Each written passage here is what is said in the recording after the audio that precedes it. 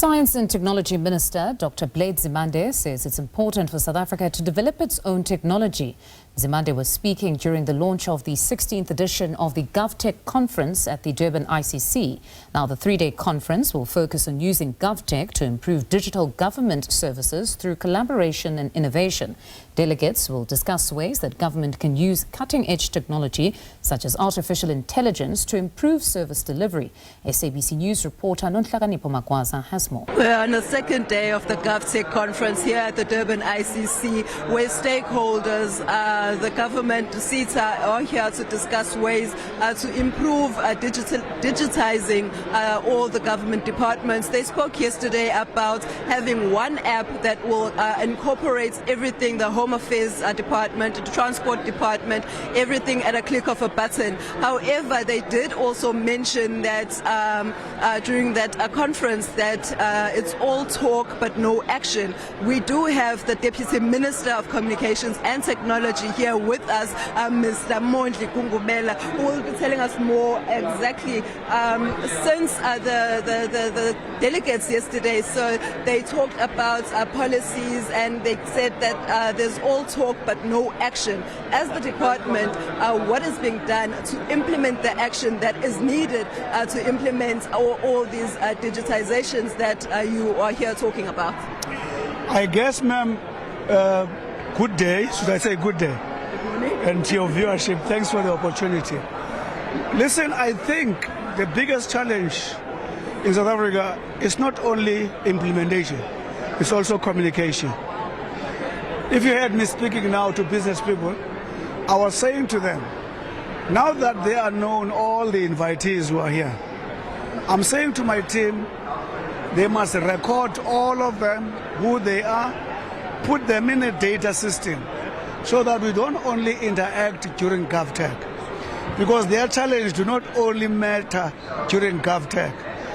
I'm talking about communication now.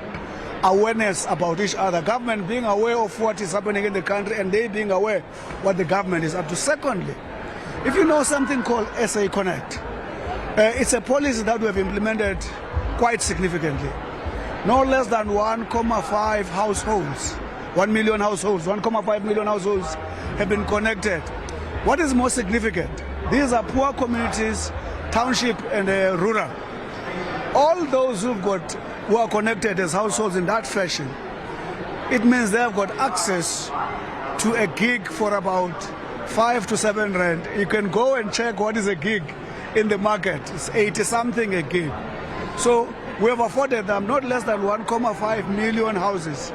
A series of number of business that have actually been allowed in the Digitech platform, who have been actually assisted with regard to their gaps. There's a lot of such as others have been advised, they've got awards.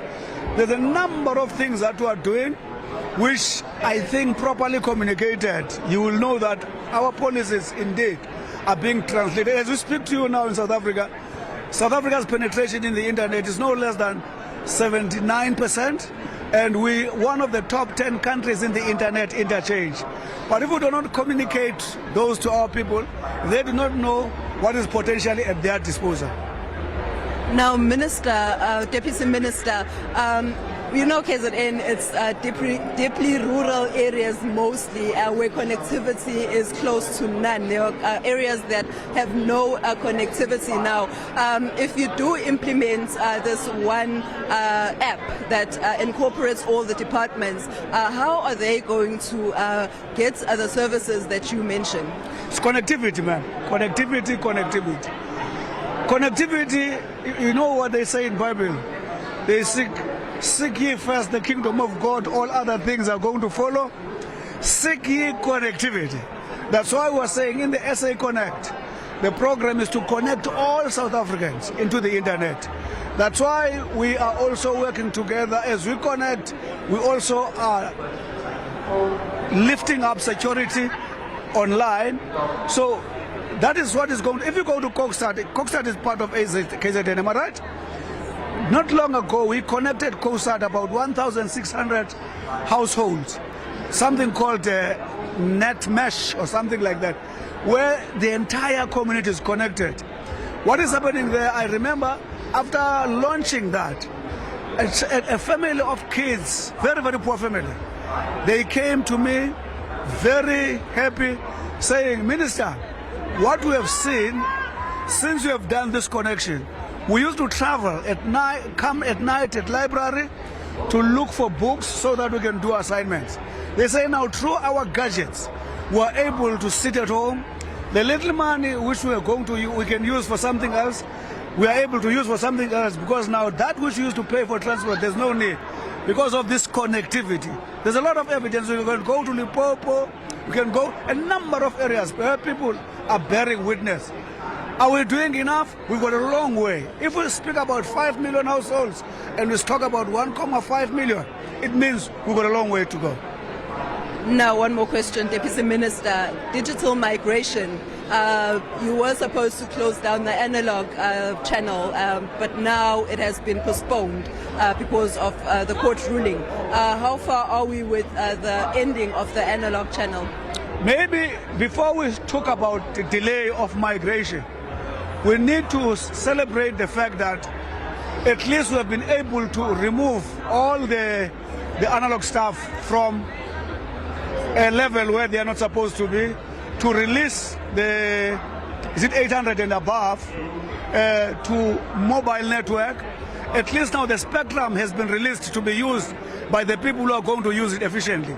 Everyone has gone to a lower level, and then as a result we're dealing with dual migration, with dual situation, dual elimination, meaning that there's both analog and the digital, what to call stuff.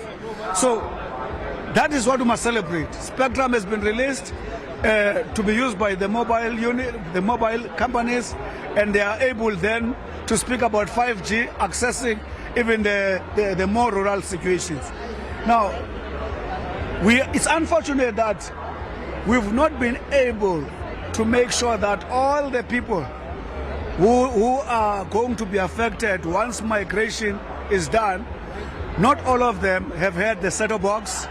So we are trying to work as fast as we can to make sure that the poor people register, so that they have got installation of the set-top box, so that when all that is done, we are able to switch off what we call analog. But people must stay hopeful. We are working on that. It's not moving at a pace, but our teams, under the leadership, of course, of the minister, are doing good work as far as I'm concerned.